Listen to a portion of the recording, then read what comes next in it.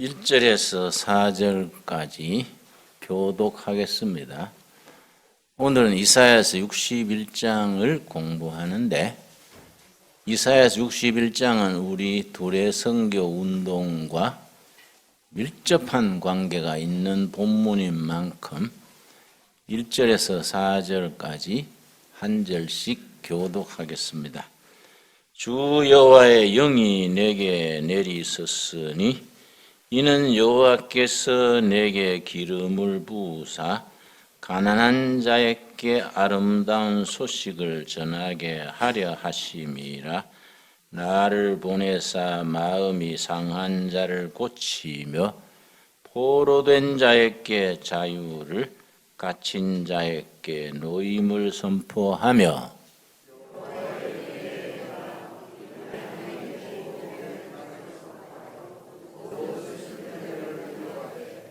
무릇 시온에서 슬퍼하는 자에게 화관을 주어 그 죄를 대신하며 기쁨의 기름으로 그 슬픔을 대신하며 찬송의 옷으로 그 근심을 대신하시고 그들의 의의 나무 곧 여호와께서 심으신 그 영광을 나타낼 자라 일컬음을 받게 하려 하심이라.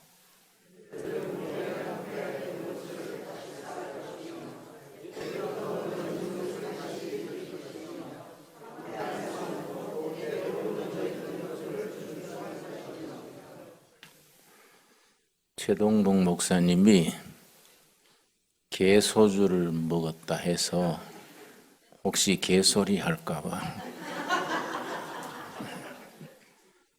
이 꼴짜기에는 개복숭아가 많습니다. 내가 그 얘기를 했더니 어떤 분이 나한테 물었어요. 개복숭아는 개가 먹습니까? 그래서 참 무식한 것도 유분수지 그런 말을 하느냐고. 이 자연복숭아, 개복숭아 꼴짝입니다. 이 꼴짝에 제일 많은 게 다래나무, 머루나무, 개복숭아, 산뽕, 이런 뽕들이 산에 아주 즐비합니다. 그리고 이 꼴짝이에서 위에 임도 아시지요?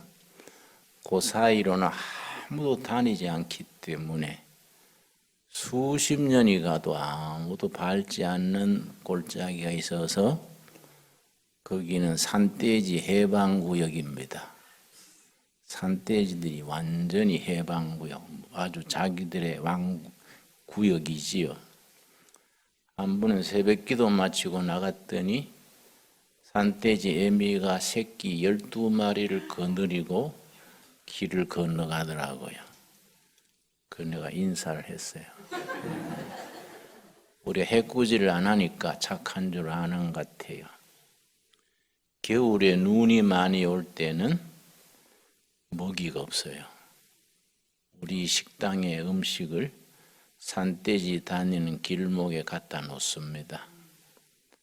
갖다 놓고 사람이 비껴줘야 돼요. 그럼 한참 있다가 보면 다 먹어요.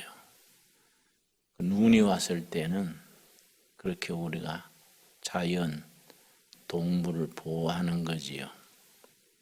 오늘 본문과 관계에 있어서 그 얘기를 하는데, 이게 이제 자연과 야생동물과 사람이 더불어 같이 사는 공동체, 이걸 요즘 말로 생태 공동체라 하고, 신학이 1517년 10월 31일 이달 말일이 종교개혁의 깃발이 올라간 날입니다. 1517년. 그러니까 금년이 501년째지요. 500년 동안 신학의 흐름이 변하지를 않다가 500년 만에 신학이 변하는데, 500년간은 출애굽기를 중심으로 해방신학, 구원신학, 애굽 땅이 죄의 하나님이 없는 땅이 애굽이고 애굽에서 해방이 돼서 가나안 땅으로 옮겼는데 가나안 땅은 하나님의 땅, 하나님 없는 세상 죄의 땅에서 하나님이 이끄시는 영의 땅으로 옮기는 것이 출애굽기입니다. 그래서 출애굽기를 구원신학. 그런데 500년 만에 신학이 흐름이 바뀌는 거지요. 창세기 쪽으로 바뀌는 겁니다. 창세기와 이사야라. 이사야서와 창세기가 새로운 신학의 흐름이 자연스럽게 바뀌는데 창세기 이사야의 신학을 생태신학, 창조신학, 이거는 하나님과 하나님이 지으신 땅과 사람, 자연이 더불어 같이 사는, 독사와 어린아이가 같이 놀고 사자와 비둘기가 같이 어울리는 공동체, 그걸 생태 공동체, 자연 공동체라 하는데, 그래서 세계교회가 생태 신학으로 바뀝니다. 왜 그렇게 바뀌었느냐? 지구 공동체가 오염이 되고 북극에 눈이 녹아가지고 시베리아 북쪽에 그 빙산들이 녹아가지고 거기에 전부 땅이 드러납니다. 그래서 거기에 지금 러시아에서는 개간을 하려고 그러는데, 그 러시아의 북쪽에 얼음이 녹고 나니까 얼음 녹은 땅이 드러나면서 다이아몬드가 발견됐는데 온 인류가 300년 쓸 다이아몬드 광산이 나왔어요. 그 얼음에 묻혔던 곳이 그렇게 드러나는 겁니다. 그래서 그쪽에서 지금 우리가 사우디나 유럽 갈라 그러면은 배로 갈 때는 태평양 지나 인도양 지나 그래가지요. 이제 조금 더 있으면 북극이 녹아가지고 우리가 러시아 쪽으로 유럽으로 바로 간다는 거예요. 지구 환경이 그렇게 변하는 겁니다. 근데 그런 변화되는 세상을 이야기하는 책이 창세기의 창조신학, 생태신학 혹은 환경신학 그래요. 그 생태학을 이카라지, 그 디아라지 오브 이카라지. 이 생태신학의 특징은 사람과 나무, 꽃, 곤충, 산짐승 같이 사는 거예요. 같은 공동체를 이루는 겁니다. 그래서 언제 시간 나면 내가 한번 교인들 전체가 우리 주일날 와가지고 예배 드리고 그냥 가면 이 꼴짜기를 잘 몰라요. 예배당에 와서 예배 드리고 식당 가서 식사하고 그냥 서둘러 가버리면 이 꼴짜기에서 무슨 일을 하고 있는지를 잘 몰라요. 지난주에 우리가 이 산속에 약초 농장 위에 이렇게 정지 작업을 하고 있는데 우리 유산양 지금이 17마리예요. 유산양. 그 이제 1년에 새끼 2번 놓으니까 자꾸 늘어나겠지요. 지금은 저쪽 좁은데 유산양 17마리 하우스에 있는데 금년 중으로 산속으로 옮기려고 그래요. 산속에 한 3,000평 울타리를 넓게 쳐가지고 5가지 짐승이 사람하고 같이 살게 하려고 그래요.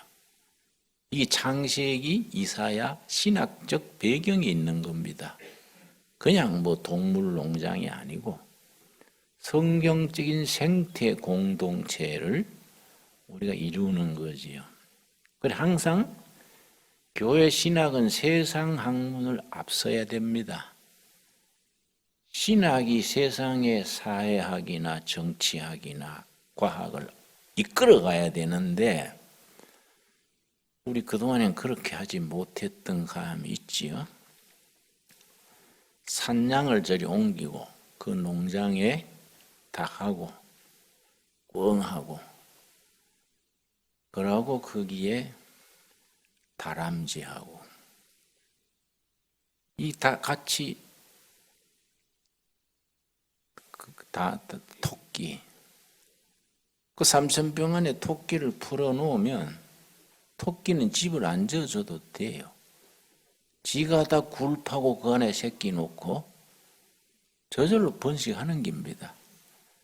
다람쥐도 요즘 다람쥐로 계량종은 도망가지 않고 아이들이 가면은 옷에 올라오고 애들이 손바닥에 놀고 모이를 주고 그래요.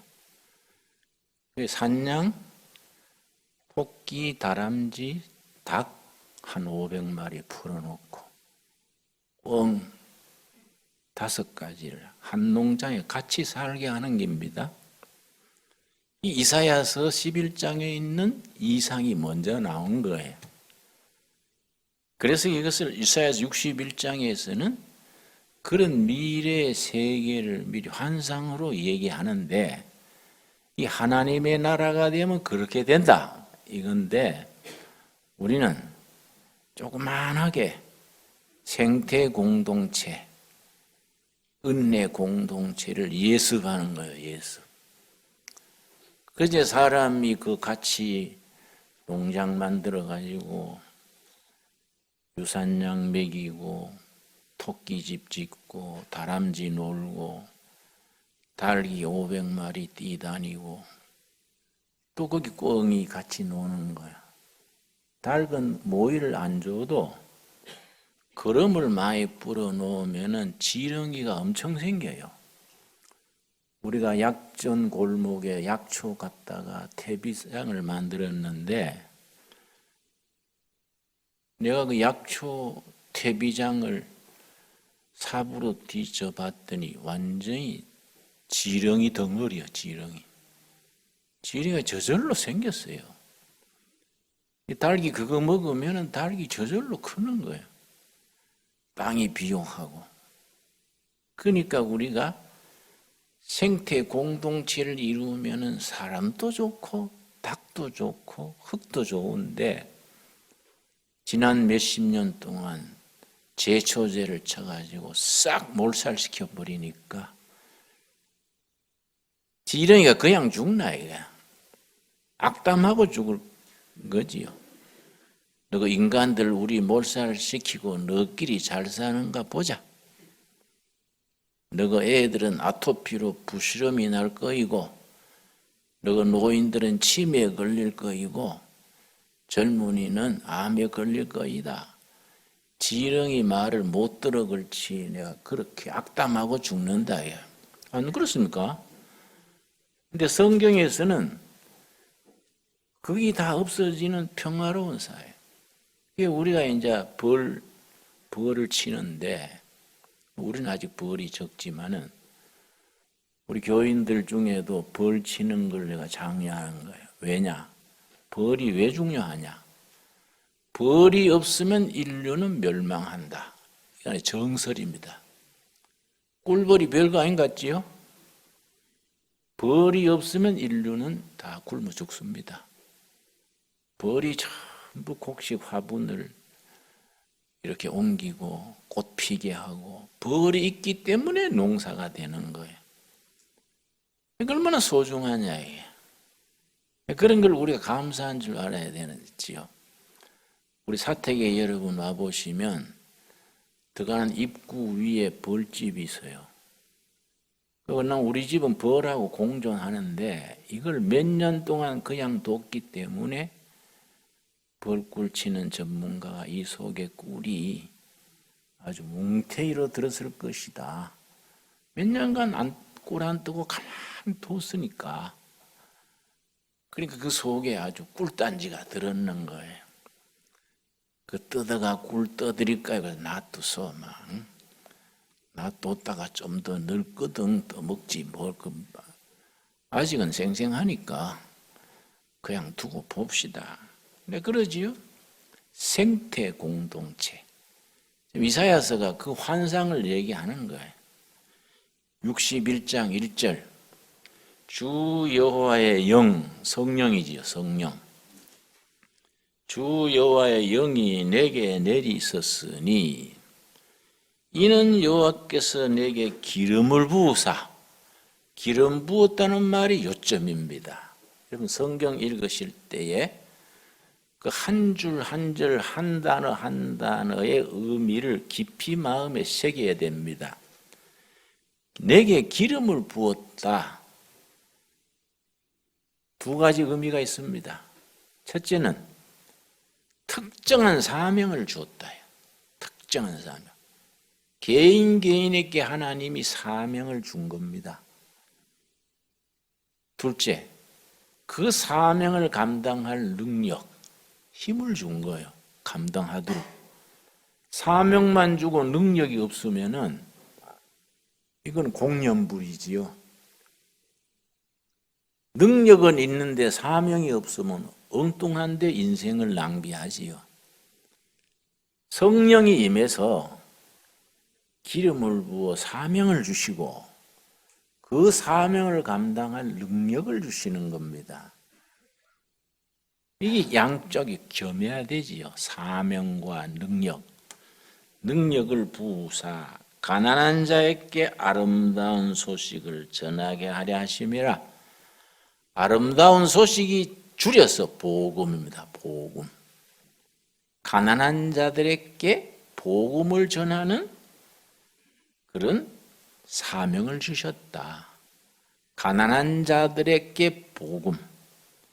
가난한 자들에게 복음은 인류 역사상 두 운동에 주셨습니다. 가난한 자들에 대한 관심, 막스 레닝으로 이어지는 공산주의. 공산주의가 시작할 때에 프롤레타리아트, 무산 대중에 대한 구원의 소식으로 공산주의가 시작됐습니다. 유럽에서 처음 시작될 때 가진 공산주의는 인류 사회를 둘로 갈랐어요. 부르주아, 가진 계급, 부르주아 클래스, 가진 계급과 프롤레타리아트, 무산 계급 둘로 갈랐어요. 부르주아 클래스 계급을 해부 클래스, 프롤레타리아트 클래스를 해부 낫 클래스, 인류를 그렇게 딱 갈랐어요. 공산주의는 프롤레타리아트 해방 운동으로 시작이 됐는데 어디서 빗나갔느냐? 해부 클래스, 부르주아 클래스를 무력으로 없앤다. 폭력과 증오요. 폭력과 증오. 공산주의와 교회, 기독교. 기독교는 성경 구약부터 신약까지 계속 가난한 자들에게 복음을, 가난한 자들에게 아름다운 소식을, 고아, 과부, 나그네 그들을 돌보라. 신명기 26장 보면은 너희 11조 현금을 거두어서 교회 성전 운영비, 교회 관리하는 무슨 지파지요? 레위 지파의 생활비, 그러고 가난한 자들과 같이 배부르게 먹는 밥상 공동체를 이루어라. 신명기 26장에는 11조를 쓰는 용도가 세 가지로 나와요. 성전 운영비, 교회 관리 유지비지요. 전임 일꾼들인 레위 지파의 생활비. 세 번째는 가난한 자들과 같이 배부른 공동체. 이게 11조를 그렇게 쓰라는 겁니다.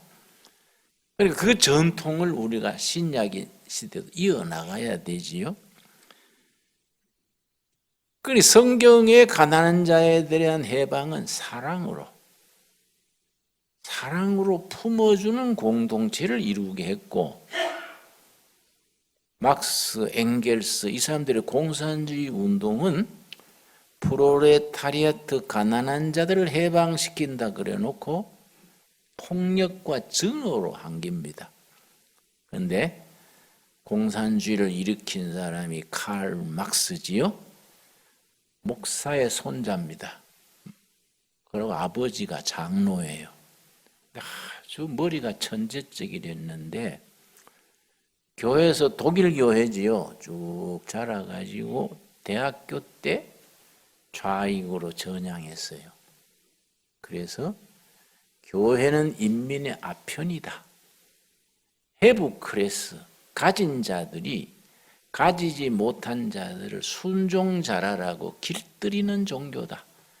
그걸 전문 용어로 도미네이팅 릴리전, 도미네이팅 길들이는 거예요. 가지 길들이고 짐승 길들이잖아요. 그걸 도미네이팅 길들이는 종교.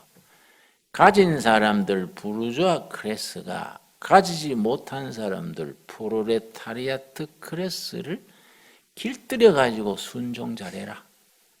순종 잘하면 죽은 뒤에 천국 간다. 길들이는 종교다예요. 칼 막스가 그래서 아주 교회를 비판을 했습니다. 목사 손자인데, 장로 아들인데, 그러고 소련 공산당을 일으킨 스타링은 신학교 학생이랬습니다. 2달을 앞두고 신학교 기숙사에서 탈출해서 벗어나서 공산당 전문 운동가가 됐습니다. 요즘 말하면 운동권이 된 거예요. 2달을 더 다녔으면 목사 될 사람이요. 러시아 정교회에 목사 될 사람인데 졸업 2달 전에 기숙사에서 나가가지고 프롤레타리아트 운동, 공산주의 운동에 헌신을 했습니다. 그래서 전 세계 공산당 운동은 공산당 조직 이론이 어디서 왔느냐 하면은 천주교 조직 이론에서 왔습니다. 공산주의는 시작할 때 조직 이론을 천주교 조직 이론, 그래서 공산당 제1서기 그러지요?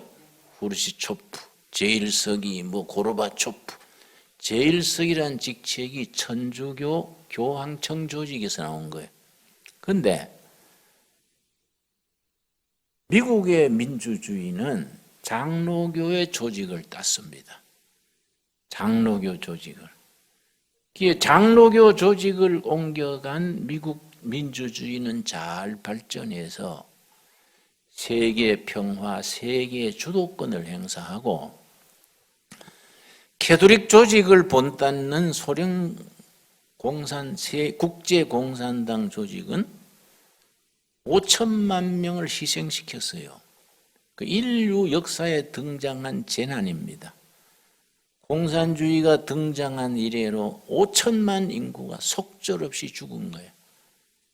공산주의가 무산대중을 해방한다고 시작했는데 하나님 빼고 증오와 투쟁으로 하니까 인류의 재난을 일으킨 거지요. 그래서 이사야서 61장은 하나님이 너희들에게 성령을 부어서 기름을 부어서 사명을 주고 능력을 주는데 뭐하라고 주느냐? 거기에 가난한 자들에게 아름다운 소식이 복음이라고 그랬죠? 복음. 가난한 자를 해방시키는 복음을 전하는 사명을 줬다. 그러고 나를 보내사 마음이 상한 자를 고치며 포로된 자에게 자유를, 갇힌 자에게 노임을 전파하며 갇힌 자를 놓아준다. 이거는 경험해보지 않는 사람은 모릅니다. 나는 감옥을 살아봤기 때문에 감옥 살다가 어느 날 해방된다는 것이 얼마나 감격스러운지 그거는 안 살아본 사람은 상상을 못해요. 그 15년성을 받고 사는데 13개월 만에 딱 어느 날 석방이 됐는데 수원교도소에서 석방됐습니다.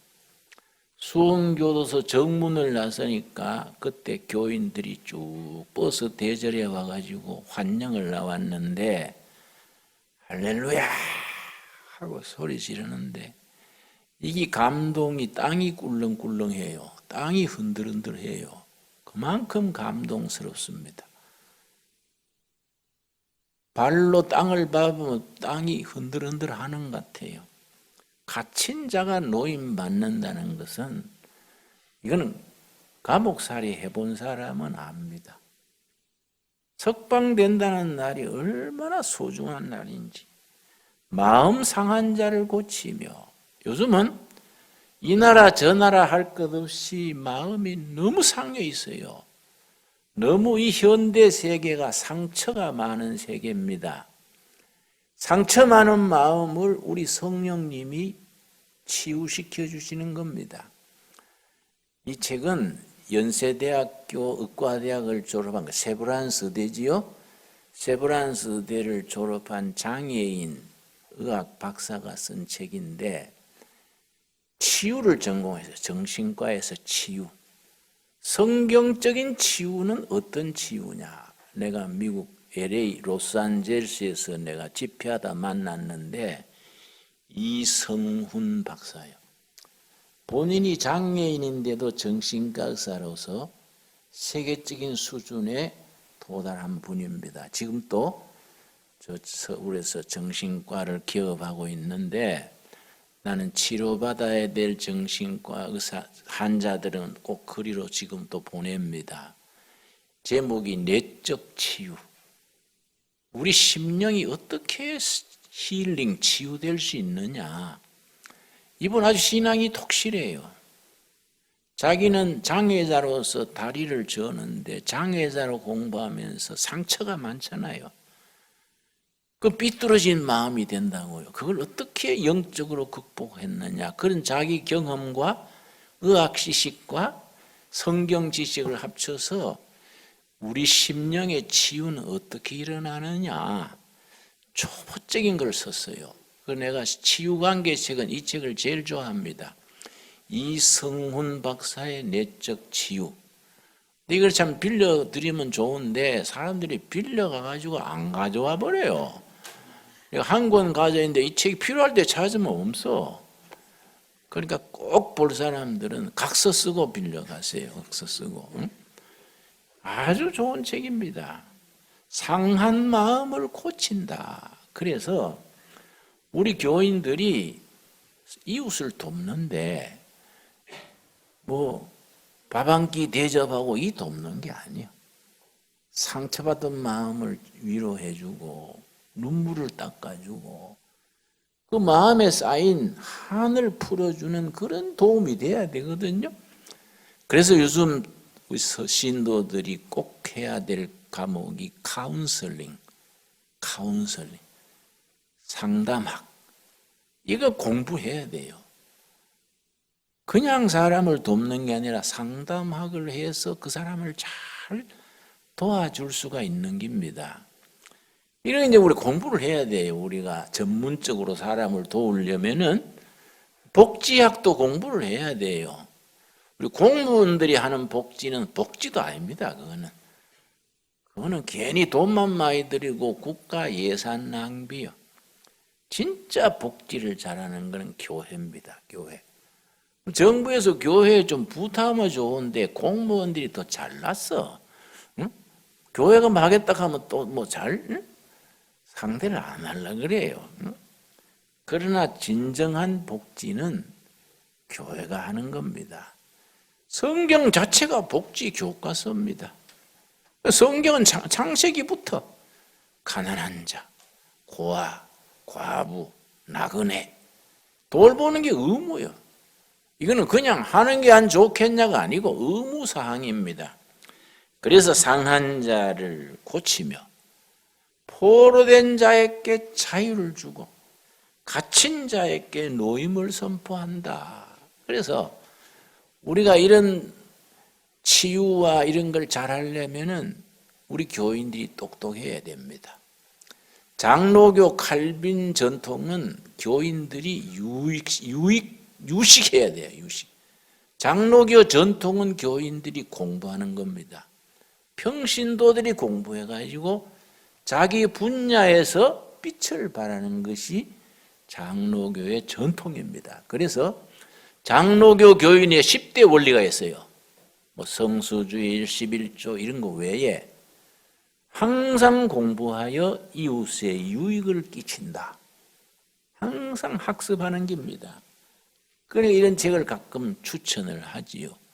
공부하셔야 돼요. 첫째는 성경을 깊이 묵상하고 생활에 실천해야 되고 자기 분야의 전문성을 쌓아서 그걸 공부를 해야 되지요.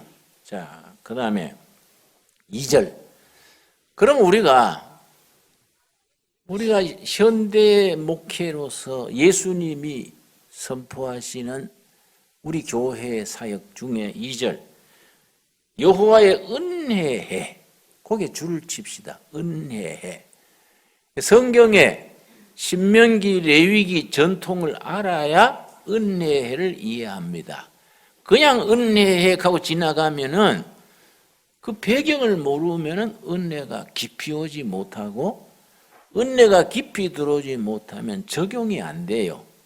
적용이 안 되면 실천을 못 합니다. 그럼 열매가 없지요. 여호와의 은혜와 우리 하나님의 보복의 날을 선포하여 모든 슬픈 자를 위로하되, 이 말이 전문용어로 한 많은 사람들의 한을 풀어주시되, 그 말, 한 많은 사람의 한을 풀어주시되, 같은 날인데 두 가지 양수 겹자요. 칼이 양쪽에 칼이 있지요. 양날 칼이 있지요. 이쪽 칼날은 은혜와 용서, 축복의 날이고 이쪽은 보복과 징벌의 날. 같은 칼인데, 같은 날인데 이 여호와의 날입니다. 여호와의 날. 구약 중에 요엘서 기억나시지요? 요엘서는 3장으로 된 짧은 책인데 여호와의 날 이런 말이 5번 나와요. 여호와의 날은 은혜의 날이고 보복의 날이다. 믿지 않는 자들은 책망받고 징계받는 책망의 보복의 날이고, 믿는 사람에게는 축복과 은혜의 날이다. 믿는 사람들이 그 날에 가서 징가를 바라는 거예요. 믿지 않고 불순종하는 사람들은 그날은 여호와의 날에 보복의 날. 그래서 신약에 와서 바깥 어두운데 쫓겨나서 슬피 울며 이를 갈미 있으리라, 그렇게 말씀했지요. 같은 날인데 믿음의 자녀들에게는 감격의 날이에요. 하늘나라 잔치에 초청받아가지고 평생 쌓은 눈물을 다 닦아주시고 하늘 풀어주시고, 하나님이 우리 살아가는 동안에 아픈 거 슬픈 거 다 또닥거려 주시고, 야 수고했다 위로하시는 날이에요.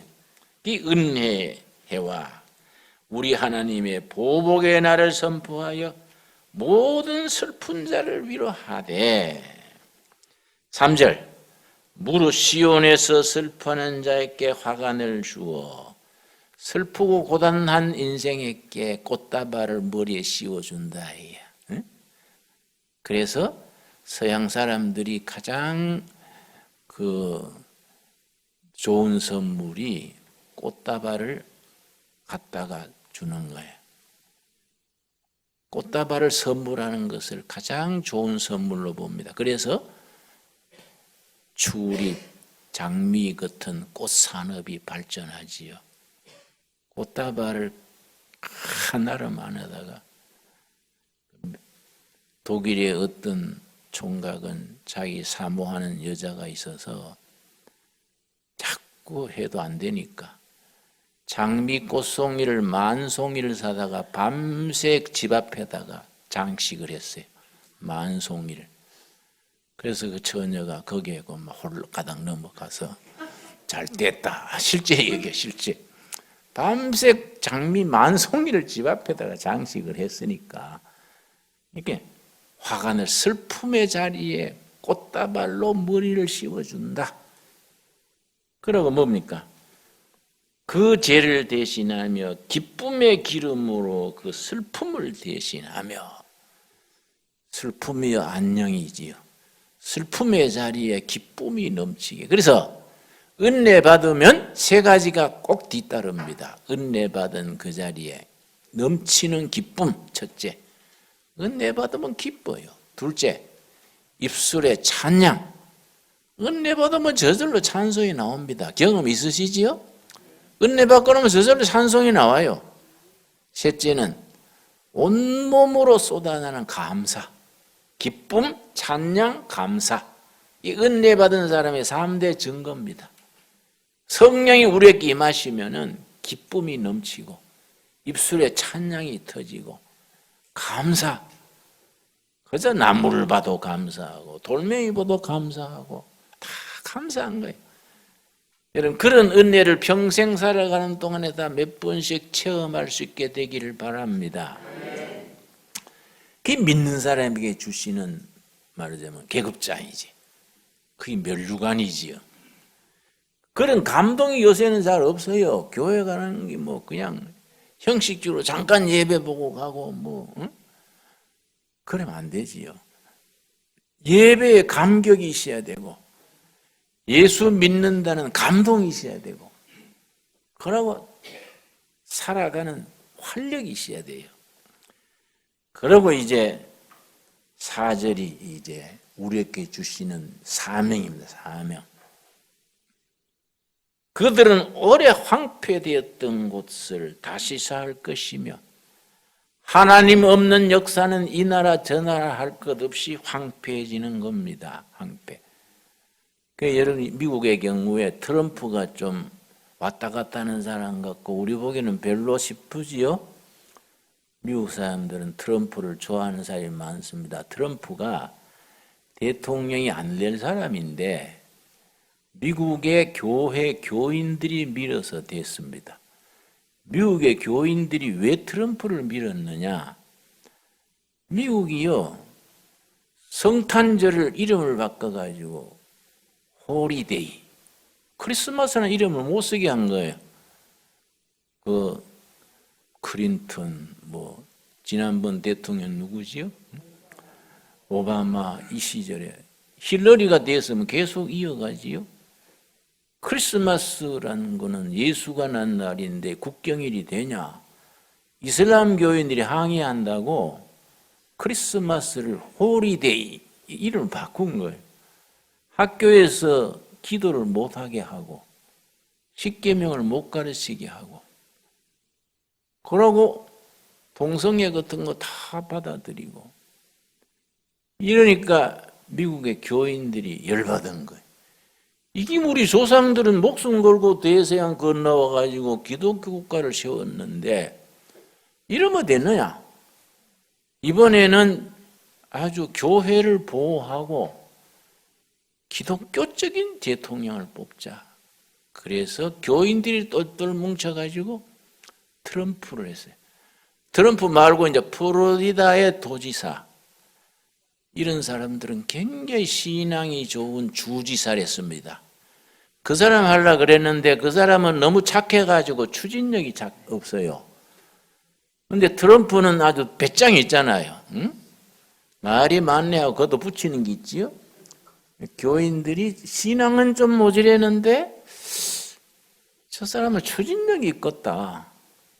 트럼프를 대통령으로 만들었습니다. 그래서 지난주에요, 아주 중요한 대법원, 미국의 대법관 되면 늙어 죽을 때까지 합니다. 그래서 그 대법관이 9명인데 우리나라는 헌법재판소가 있지요. 헌법재판소에서도 최종 결정을 했잖아요. 미국은 헌법재판소가 없고 대법원에서 다 결정하는 대로 나라가 따라요. 지난번에 2년 전인가 여자와 여자가 결혼할 수 있다. 남자와 남자가 결혼할 수 있다. 동성애 결혼을 허락하냐 안 하냐. 이것 때문에 나라가 들썩들썩했는데 대법원에서 결정하는 거예요. 그런데 보수 안 된다. 성경에 동성애를 반대했다. 안 된다 한 사람이 4명. 아니다. 이거는 시대에 맞게 이거는 해도 된다. 4명. 중간에 1명이 중도파예요. 중도파가 어디로 가느냐에 따라서 동성애를 받아들이느냐 아니냐 하는데 막 온 나라가 막 갈라져 가지고 했습니다. 근데 중도파 그 사람이 동성애 된다는 쪽에 손들어줬어요. 통과가 됐어요. 그 사건 뒤에 열받았어요. 크리스찬들이. 그래가지고 이번에 중도파 그 사람이 은퇴하고요. 새로 뽑는 사람이 중요하잖아요. 지난주에 그 사람을 뽑았습니다.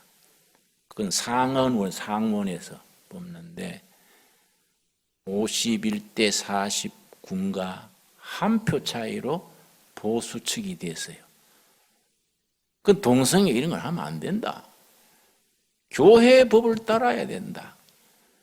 성경을 따라야 된다. 그걸 주장하는 사람이 트럼프가 미는 사람이지. 그러니까 교인들이 미는 사람이 한 표 차이로 됐어요. 그럼 이제 미국에 무슨 그런 정책 결정할 때에 기독교 전통을 따르게 되는 겁니다. 그러니까 아주 중요한 결정을 지난 3일 전인가 했어요. 3일 전에. 미국 온 나라가 들썩들썩했습니다. 그게 누가 뽑히느냐. 그러니까 한 표 차이로 됐으니까 뭐 굉장하지요. 예. 그러니까 우리가 모르는 사이에 세계는 바뀌는 거예요. 예. 그러니까 미국에는 지금 기독교 교인들이 늘어납니다. 교인들이 특별히 젊은 층이 이것저것 다 해봤는데 하나님 믿어야 되겠더라. 교회가 늘어나는 거예요. 교회가. 그러니까 좋은 현상이지요. 그래서 앞으로 한국 교회와 중국 교회와 미국 교회가 3자 힘을 합쳐서 세계 선교를 이끌어 가야 된다. 그런데 제일 중요한 게 한국 교회 교인들의 열심이요. 미국 목사들한테 새벽 기도한다 하면 혀를 내둘러요. 안 자고 어떻게 기도를 하냐. 잠을 줄이고 하는 거이지. 독일 교회는요, 헌금을 안 내요. 정부 월급에서 종교세를 뗍니다. 3%. 종교세를 떼니까 자기가 헌금 안 해도 정부에서 목사 월급 다 줘요. 좋은 제도 같은데 아니라 교인들이 헌금 열심히 없는 거예요. 그거 안 되지요. 우리는 11조헌금 내잖아요. 11조헌금 낸다는 건 기적이에요. 다른 나라 교인들은 상상을 못합니다. 그 11조헌금 내는 교인, 이 세 교인 중에 교인이 알짜 교인이지요. 물론 11조헌금을 잘 써야 되지요. 11조헌금 내는 것도 중요하지만 못지않게 쓰는 것도 중요합니다. 안 그래요? 11조헌금 내가 뭐 교회에서 다 써버리면 뭐 됩니까?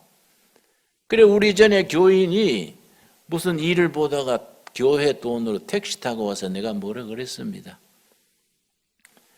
어떻게 교인들 돈으로 택시 타고 오냐.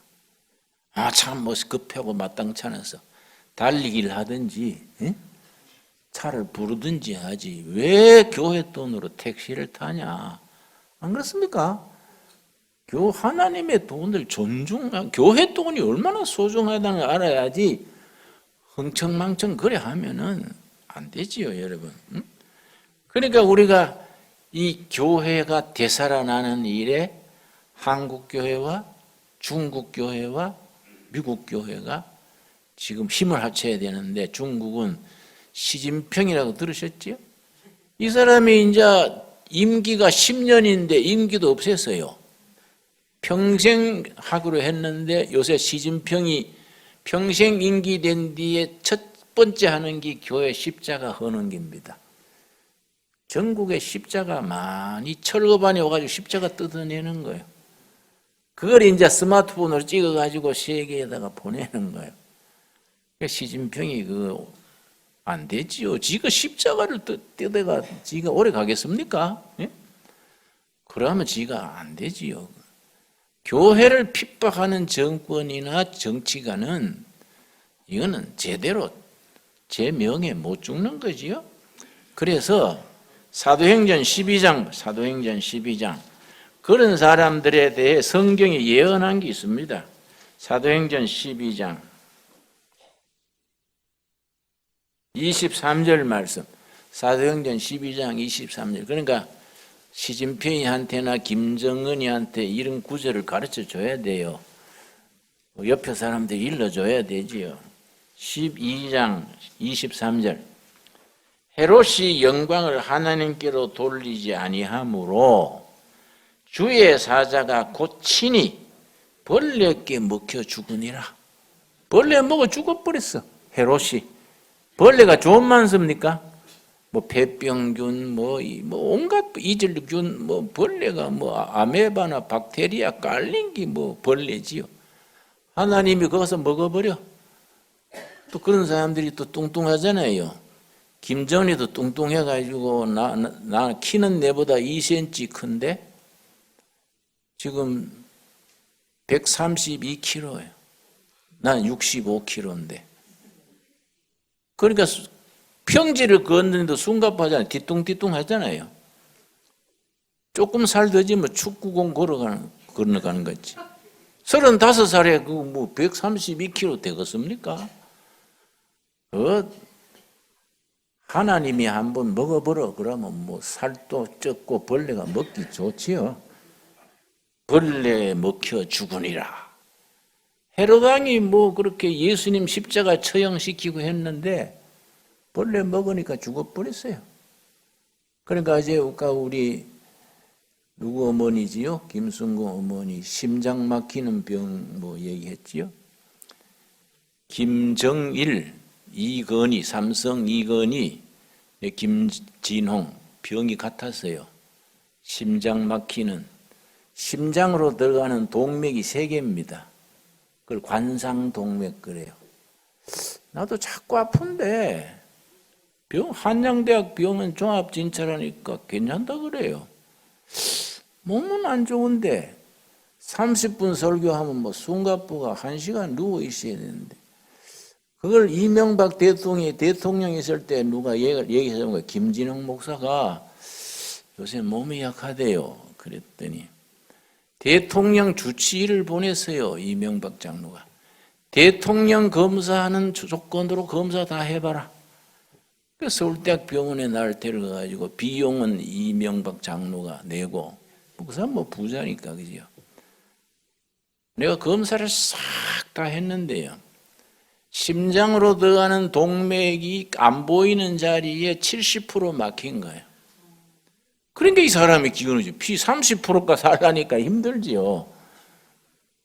근데 그걸 이제 어떻게 허벅지에 뭐 줄을 넣어가지고 희한하더라고요.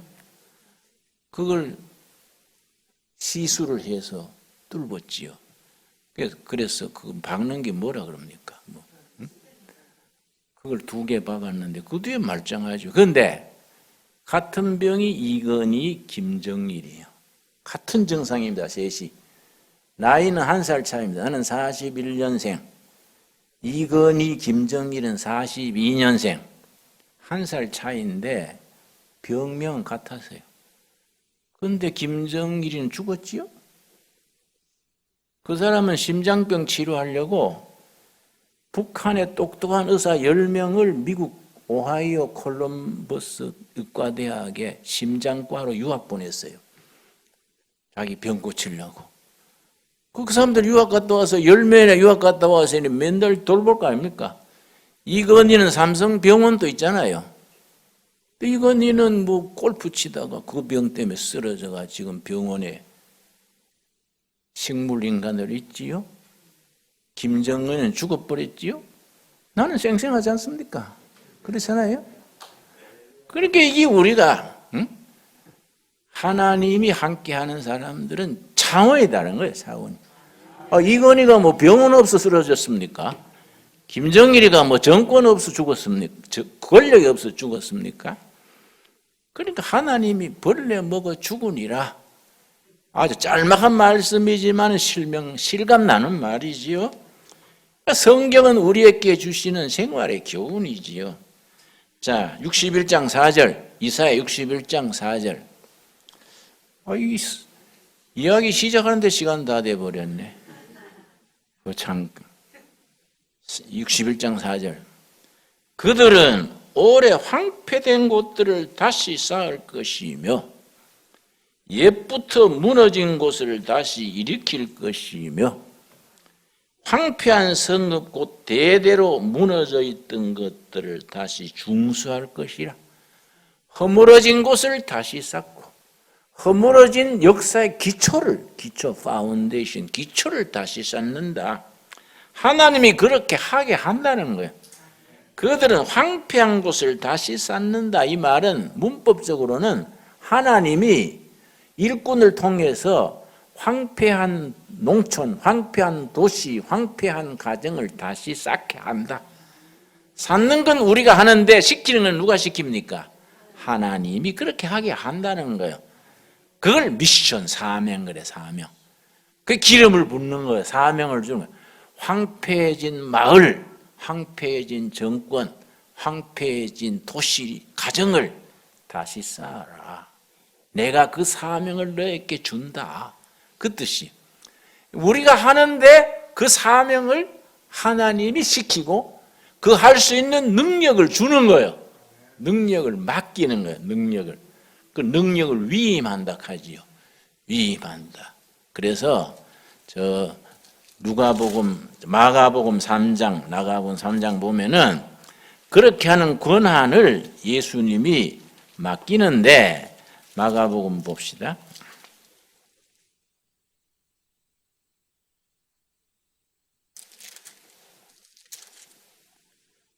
3장 13절 말씀, 13절과 14절 말씀에 예수님이 자신이 다 하시는 게 아니라 제자들에게 맡기는 거예요.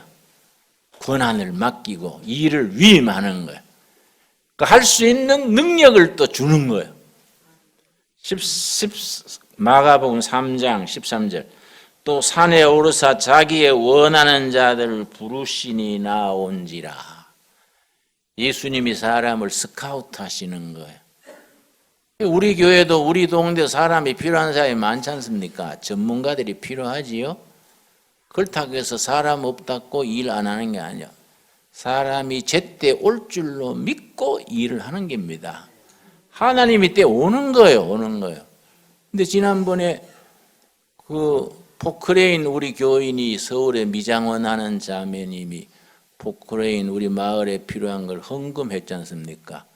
그게 6천만 원이더라고요. 물론 자기가 할 수 있으니까 감사한데 월부로 하는 거예요. 월부로 6천만 원짜리 포크레인을 했지요. 그런데 또 포크레인만 있으면 됩니까? 포크레인 흙을 한번 갖다 나른 담부차가 있어야 돼. 그 얘기 했더니 또 그 혹신발 하는 사장이 듣고 자기가 또 담부추로 하나 헌금해서 2,200만 원이더라고요. 그래서 뭐 다 된 거예요. 그런데 운전수가 없는 거예요. 운전수가. 그래도 기계는 갖다 놓고 기다렸는데 지금 지난달에 일본서 15년 포크레인 운전하던 사람 왔잖아요. 좀 잘하고 있지요. 조집사가 잘하지요. 그러니까 때가 되면 다 하나님 일꾼 보내주시고, 일 보내주시고, 뭐 고개 탈아매고 뭐 안 된다 없다 이렇게 해서 하면 그거는 영적이 아니야. 하나님이 사명 주실 때는 능력도 주시고 길 열어 주시는 겁니다. 그런 게 뭐 안 믿어지면 예수 안 믿어버려야지. 뭐 예수 믿는다고 월급 나는 것도 아니고 진급되는 것도 아니고 이거는 차원이 다르지 않습니까? 안 그래요? 예. 자, 예수님이 사람들을 스카우트 하셔서 세웠다 이게. 자, 14절. 이에 12를 세우셨으니 이는 자기와 함께 있게 하시고 첫째, 세 가지인데 12 제자를 뽑아가지고 세 가지. 첫째는 3년간 같이 있었어요. 같이 살아야 돼. 같이. 함께 있게 하시고 또 보내사 전도하며 파송. 첫째는 같이 살고 수시로 사명을 줘서 내보내고, 세 번째가 중요한 겁니다. 15절 우리 같이 읽읍시다. 귀신을 내쫓는 권능도 가지게 하려 하심이라. 귀신 쫓는 권능을 맡겼다. 권능을 위임했다. 권능의 주인은 누굽니까? 성경 원문에 카리스마인데, 카리스마. 그 사람이 카리스마 있다 그러죠? 카리스마가 능력이에요, 능력. 카리스마의 주인은 하나님입니다. 하나님의 카리스마를 자기 일꾼에게 맡기는 거예요. 제자들에게 카리스마를 맡겨서 귀신 내쫓게 했는데, 카리스마를 맡긴 일꾼들이 예수님의 뜻을 따라 잘하면 점점 더 밀어져요. 그런데 그 뜻이 없고 자기가 사용을 하거나 게으르거나 이러면은 거둬버리는 거예요. 그걸 성경에 뭐라 그러느냐? 경건의 모양은 있으나 경건의 능력은 없다. 껍데기만 있고 실속은 없는 거예요. 빈 껍데기예요. 왜냐? 권능을 거둬버리기 때문에. 그러니까 한때 난다 긴다 하던 능력의 종들이 어느 날 사라져버려. 어느 날. 여러분, 세계적으로 유명한 시카고의 교회가 있습니다. 그 아주 굉장히 유명한데, 그 아주 세계적으로 한국 목사님들 가가지고 열심히 배우고 세계교회 아주 대표적인 시카고의 교회가 있어요. 근데 지난번에 미국 갔더니 그 훌륭한 목사고 세계적으로 1등 가는 목사인데 스캔들에 휩쓸리가 사임했더라고요. 한 방에 가버린 게 한 방에. 자기 관리 안 하고 하나님이 주신 카리스마를 사용을 하고 하면 어느 날 벌레 먹어버리는 거예요. 어느 날 날아가 버리는 거예요. 그래서 베드로서에 뭐라 그랬습니까? 이미 받은 구원인데 두렵고 떨림으로 구원을 이룰지로다. 베드로서에 있지요? 이미 받은 구원이 끝났느냐? 아니다 이거지. 현재 두렵고 떨림으로 구원을 이루어 나가라. 이 말씀이지요. 15절 다시 읽고 마칩시다. 시작. 귀신을 내쫓는 권능도 가지게 하려 하심이라. 여러분, 악한 세력, 유혹, 세상 풍조를 물리치는 권능을 받아서 충성스럽게 잘 관리하기를 바랍니다. 이걸 정직이 직분거려. 그걸 정직이라 그래요. 주신 권능을 잘 관리해서 하나님의 뜻에 맞도록 잘 관리하는. 제대로 안 하면 거둬버려. 거둬버리면 껍데기만 남아. 기도하겠습니다. 하나님 감사합니다. 때를 따라 도우시는 은혜로 우리에게 기름을 부으시고 사명을 주시고 감당할 능력 또한 주셔서 감사합니다. 주님께서 맡기신 권능을 주님의 뜻에 합당하게 사용케 하시옵소서. 우리의 청춘, 우리의 노령, 우리의 건강, 우리의 재산, 은사 모든 것이 하나님이 맡긴 겁니다. 맡기신 주인의 뜻에 합당하게 사용케 하여 주시옵소서. 예수님 이름 받들어 기도드렸사옵나이다. 아멘.